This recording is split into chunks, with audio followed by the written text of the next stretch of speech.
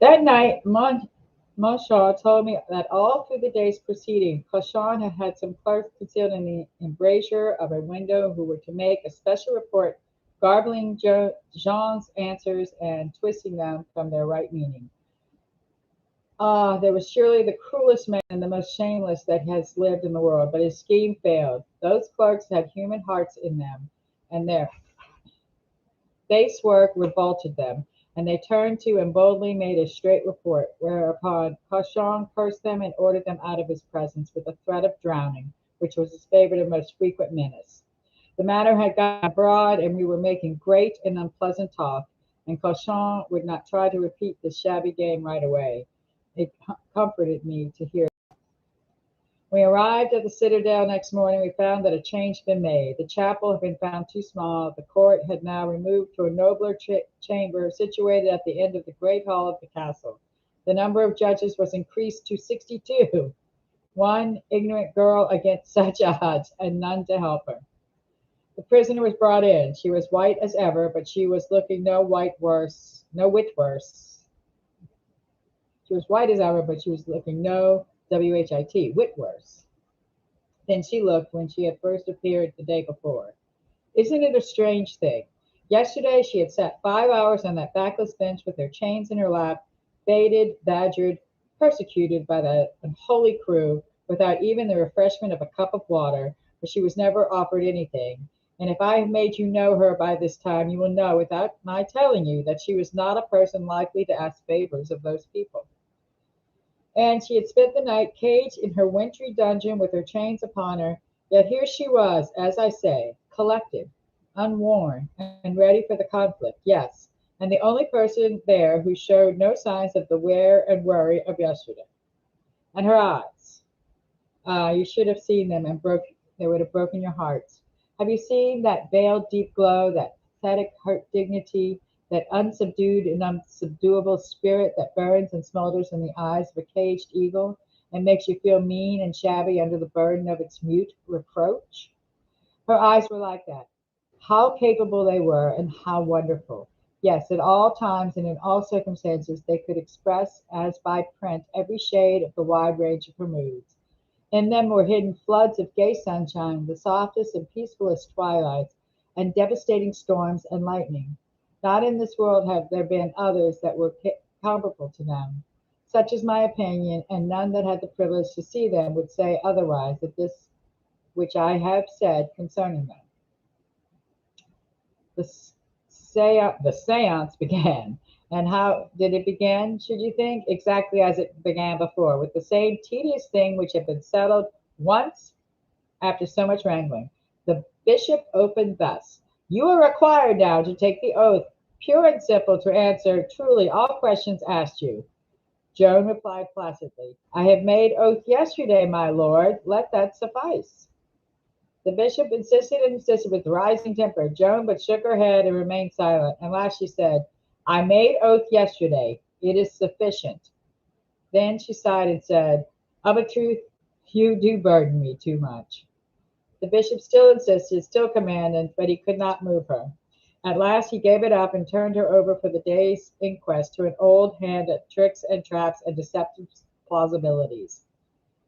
Beaupere, a doctor of theology. Now, notice the form of this sleek strategist's first remark, flung out in an easy, offhanded way that would have thrown any unwatchful person off his guard. "Now, Joan, the matter is very simple. Just speak up and frankly and truly answer the questions which I am going to ask you, as you have sworn to do."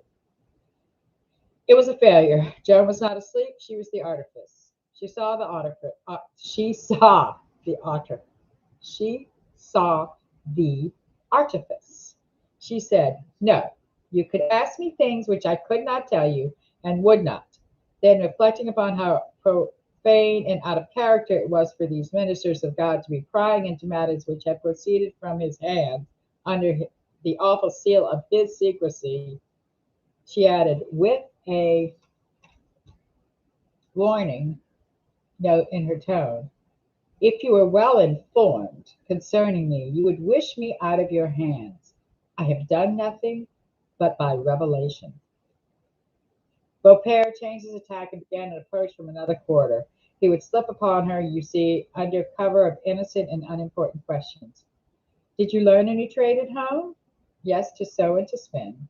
Then the invincible soldier, Victor of Patay, conqueror of the Lion Talbot, deliverer of Orleans, restorer of a king's crown, commander in chief of a nation's armies, straightened herself proudly up, gave her head a little toss, and said with a naive complacency, and when it comes to that, I am not afraid to be matched against any woman in Rouen. The crowd of spectators broke out with applause, which pleased Joan, and there were many a friend and petting smile to be seen. But Cauchon stormed as the people and warned them to keep still and mind their manners. Beaupere asked other questions then. Had you other occupations at home? Yes, I helped my mother in the household work and went to the pastures with the sheep and the cattle. Her voice trembled a little, but one could hardly notice it. As for me, it brought those old enchanted days flooding back to me, and I could not see what I was writing for a little while, as he was crying. Beaupere cautiously edged along up with other questions toward the forbidden ground, and finally repeated a question which she had refused to answer a little while back, as to whether she had received the Eucharist in those days at other festivals than that of Easter. Joan merely said, Passez outre, or as one might say, pass on to matters which you are privileged to pry into. I heard a member of the court say to a neighbor, as a rule, witnesses are but dull creatures and an easy prey, yes, and easily embarrassed and easily frightened. But truly one can neither scare this child nor find her dozing. Presently the house pricked up its ears and began to listen eagerly, for Beaupere began to touch upon Joan's voices, a matter of consuming interest and curiosity to everybody. His purpose was to trick her into heedless sayings that could indicate that the voice had sometimes given her evil advice. Hence they had come from Satan, you see. To have dealings with the devil, well, that would send her to the stake in brief order, and that was the deliberate end and aim of this trial. When did you first hear these voices? I was 13 when I first heard a voice coming from God to help me to live well. I was frightened. It came at midday in my father's garden in the summer. Had you been fasting? Yes. The day before? No. From what direction did it come? From the right, from toward the church. Did it come with a bright light? Oh, indeed, yes. It was brilliant. When I came into France, I often heard the voices very loud. What did the voice sound like? It was a noble voice, and I thought it was sent to me from God. The third time I heard it, I recognized it as being an angel. All we have to do is walk with it.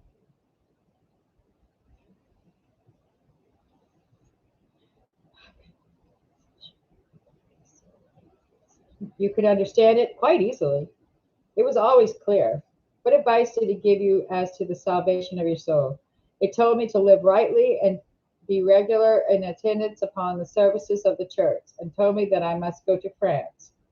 In what species of form did the voice appear? Joan looked suspiciously at the priest a moment, and said tranquilly, as to that, I will not tell you. Did the voice seek you often? Yes. Twice or three times a week, saying, leave your village and go to France. Did your father know about your departure? No. The voice said, go to France. Therefore, I could not abide at home any longer. What else did it say? That I should raise the siege of Orleans. Was that all? No, I was to go to Vaucouleurs, and Robert de Baudricourt would give me soldiers to go with me to France. And I answered, saying that I was a poor girl who did not know how to ride, neither how to fight. Then she told how she was balked and interrupted at Vaucouleurs, but finally got her soldiers and began her march. How were you dressed? The court of watchers had distinctly decided and decreed that as God had appointed her to do a man's work, it was meet and no scandal to religion that she should dress as a man. But no matter, this court was ready to use any and all weapons against Joan, even broken and discredited ones, and much was going to be made of this one before this trial should end. I wore a man's dress, also a sword which Robert de Baudricourt gave me, but no other weapon. Who was it that advised you to wear the dress of a man? Joan was suspicious again. She would not answer. The question was repeated. She refused again. Answer. It is command. Passez autre, was all she said. Passez autre. So Beaupere gave up the matter for the present. What did Baudricourt say to you when you left? He made them that were to go with me promise to take charge of me, and to me he said, go and let happen what may. I bien que pourra. After a good deal of questions upon other matters, she was asked again about her attire. She said it was necessary for her to dress as a man. Did your voices advise it? Joe merely answered placidly, I believe my voice gave me good advice. It was all that could be got out of her. So the questions wandered to other matters, and finally to her first meeting with the king at Chinon. She said she chose out the king, who was unknown to her by the revelation of her voices. All that happened at that time was gone over. Finally, do you still hear the voices? They come to me every day. What do you ask of them? I have never asked of them any recompense but the salvation of my soul. Did the voice always urge you to follow the army? He is creeping upon her again. She answered, it required me to remain behind at St. Denis. I would have obeyed it if I had been free, but I was helpless by my wound, and the knights carried me away by force. When were you wounded? I was wounded in the moat before Paris in the assault. The next question reveals what Beaupere had been leading up to. Was it a feast day? You see, the suggestion is that a voice coming from God would hardly advise or permit the violation by war and bloodshed of a sacred day. Joan was troubled a moment, then she answered, yes, it was a feast day. Now then, tell me this. Did you hold it right to make the attack on such a day? This was a shot which might make the first breach in a wall which had suffered no damage thus far. There was immediate silence in the court and intense expectancy noticeable all about. But Joan disappointed the house. She merely made a slight little motion with her hand, as when one brushes away a fly, and said with reposeful indifference, Passez autre. Smiles danced for a moment in some of the sternest faces there, and several even laughed outright. The trap had been long and laboriously prepared. It fell, and it was empty. The court rose. It had sat for hours and was cruelly fatigued. Most of the time had been taken up with the apparent idle and purposeless iniquities about the Chignon events, the exiled Duke of Orleans, Joan's first proclamation, and so on. But all this seemingly random stuff had really been sown thick with hidden traps. But Joan had fortunately escaped them all, some by the protecting luck which attends upon ignorance and innocence, some by a happy accident, the other by force of her best and surest helper, the clear vision and lightning intuition of her extraordinary mind. Now then, this daily baiting and badgering of the friendless girl, a captive in chains, was to continue a long, long time. Dignified sport, a kennel of mastiffs and bloodhounds harassing a kitten. And I may as well tell you, upon sworn testimony, what it was like from the first day to the last. When poor Joan had been in her grave a quarter of a century, the Pope called together the great court which was to re-examine her history, and whose just verdict cleared her illustrious name from every spot and stain, and laid upon the verdict and conduct of our Rouen tribunal the blight of its everlasting execrations. Manchon and several of the judges who had been members of our court were among the witnesses who appeared before the tribunal of rehabilitation. Recalling those miserable proceedings which I have been telling you about, Manchon testified thus. Here you have it, all in fair print in the official history. When Joan spoke of her apparitions, she was interrupted at almost every word. They wearied her with long and multiplied interrogatories upon all sorts of things. Almost every day the interrogatories of the morning lasted 3 or 4 hours. Then from these morning interrogatories they extracted the particular difficult and subtle points, and these served as material for the afternoon interrogatories, which lasted 2 or 3 hours. Moment by moment they skipped from one subject to another, yet in spite of this she always responded with an astonishing wisdom and memory. She often corrected the judges, saying, but I have already answered that one before. Asked the recorder, referring them to me. And here's the testimony of one of Joan's judges. Remember, these witnesses are not talking about 2 or 3 days. They are talking about a tedious long procession of days. They asked her profound questions, but she extricated herself quite well. Sometimes the questioner changed suddenly and passed to another subject to see if she would not contradict herself. They burdened her with long interrogatories of 2 or 3 hours, from which the judge themselves went forth fatigued. From the snares with which she was beset,